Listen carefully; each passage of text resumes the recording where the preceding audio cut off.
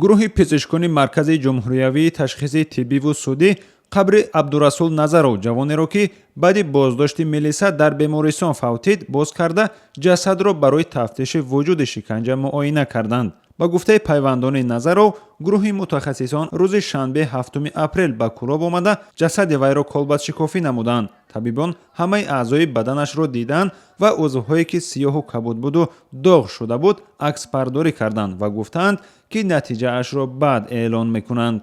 прокуратураи шаҳрӣ дар муроҷиат кардагиму генерали прокуратурада намеша барои чи амхелишта чи сабаб хати.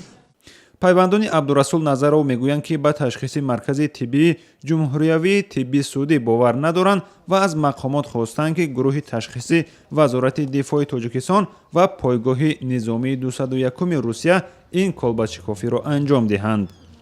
ҳозир омадем 15-ам корпус гуфтем ҷавобои анализ мега ки тайёр нашидан, агар шидан мисол мо ба прокуратура равон мекунем. ҳамози озмайна прокуратура рафтестам ку чӣ гап аст чӣ ҳаст нест. бори аввал маркази мазкур хулоса пешниҳод карда буд ки Назаров аз передозировка ё истифодаи аз ҳад беши маводи мухаддир фавтидааст, натиҷае ки пайвандони Назаров онро қабул надоранд.